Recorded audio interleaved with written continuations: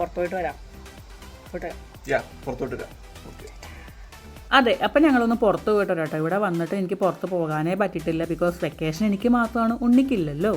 അപ്പോൾ ഉണ്ണിയുടെ ജോലിയും കാര്യങ്ങളൊക്കെ ആയിട്ട് ബിസിയാണ്. ഞാനിങ്ങനെ വീട്ടിൽ വെറുതെ ഇരിക്കൽ തന്നെയാണ് പരിപാടി. വേറെ പ്രത്യേകിച്ച് കാര്യങ്ങളൊന്നും ഉണ്ടായിട്ടില്ല. അപ്പോൾ ഇന്ന് ഞങ്ങൾ ജസ്റ്റ് ഒന്ന് ഷോപ്പിങ്ങിന് വേണ്ടി ഇറങ്ങാമെന്ന് വിചാരിച്ചു. പിന്നെ തിരിച്ച് ചെല്ലുമ്പോൾ എനിക്ക് കൊളീഗ്സിനും പിന്നെ ഫ്രണ്ട്സിനൊക്കെ വേണ്ടിയിട്ട് കുറച്ച് ചോക്ലേറ്റ്സ് ഒക്കെ മേടിക്കാനുണ്ട്. അപ്പോൾ ഞങ്ങൾ എന്തായാലും ഒന്ന് കോഫ്ലാൻഡിലേക്ക് പോകാമെന്ന് വിചാരിച്ച് ഇറങ്ങുവാണ്. വീണ്ടും തൊട്ടടുത്ത് തന്നെ ഒരു കോഫ്ലാൻഡ് ഉണ്ട്. അപ്പോൾ ഇവിടെ ക്രോസ് ചെയ്യുന്ന സിസ്റ്റമൊക്കെ ഞാൻ ഒന്ന് നോക്കുമായിരുന്നു. ഇവിടെ ഇതുപോലെ ചെറിയൊരു ബട്ടൺ ഉണ്ട്, അവിടെ നമ്മൾ ക്ലിക്ക് ചെയ്യണം. അതുപോലെ ഓപ്പോസിറ്റ് ഇങ്ങനെ ടൈമർ എഴുതി കാണിക്കും. ആ ടൈമർ ക്ലോസ് ആകുമ്പോഴേക്കും ക്രോസ് ചെയ്യുന്ന അടുത്ത ടൈമർ വരും. 20 സെക്കൻഡ്സ് ആണ് ടൈമർ ഉണ്ടാവുക. അതിനുള്ളിൽ നമ്മൾ ക്രോസ് ചെയ്ത് അപ്പുറത്തെത്തണം. എനിക്ക് ഈ ഒരു ടൈമർ പരിപാടി നല്ല ഇഷ്ടപ്പെട്ടു. ജർമ്മനിയിൽ ഞാൻ അങ്ങനെ ടൈമറൊന്നും കണ്ടിട്ടില്ല, പക്ഷേ അതും നല്ലതാണ്, യൂസ്ഫുള്ളാണ്.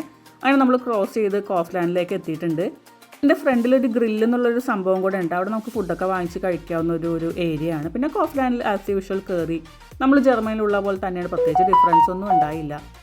എവിടെ പോയാലും എൻ്റെ ഒരു ഫേവറേറ്റ് ആണ് ഈ ഒരു ചോക്ലേറ്റ് ഡോണറ്റ്. അപ്പോൾ ഞാൻ അതുകൊണ്ടിനെ കൊണ്ട് 2 വാങ്ങിപ്പിച്ചിട്ടുണ്ടായിരുന്നു. വീട്ടിൽ പോകുമ്പോൾ ജസ്റ്റ് കഴിക്കാമല്ലോ, എൻ്റെ ഫേവറേറ്റ് ആണല്ലോ വിചാരിച്ച് വാങ്ങിച്ചതാണ്.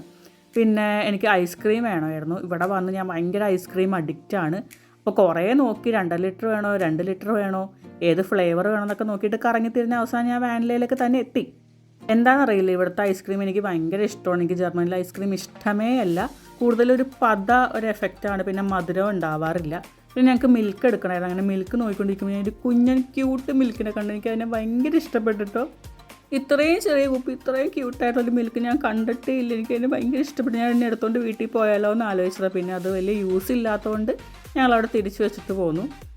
വീട്ടിലേക്ക് സോപ്പ് പൊടി മേടിക്കാണ്ടായിരുന്നു. അപ്പോൾ അത് ഉണ്ണി അന്വേഷിച്ച് നടക്കുകയാണ്, കിട്ടിയില്ല. അതുകൊണ്ട് നമ്മളത് വാങ്ങിച്ചില്ല. പിന്നെ പുറത്തിറങ്ങി എനിക്ക് എന്തായാലും കോഫി വേണം.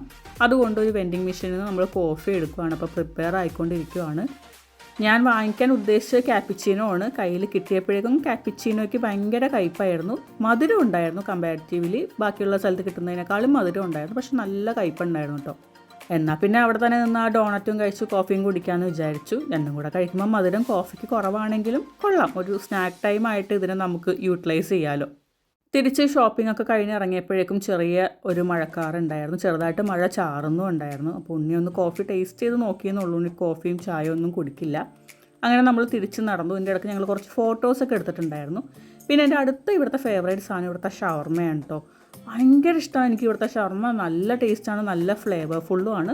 നാട്ടിലത്തെ അത്രയും ഇല്ലെങ്കിലും ഒരു മസാല ടൈപ്പ് ഒരു ഷവർമ്മ തന്നെയാണ് കേട്ടോ ഇവിടെ. അപ്പോൾ അതും മേടിച്ചു.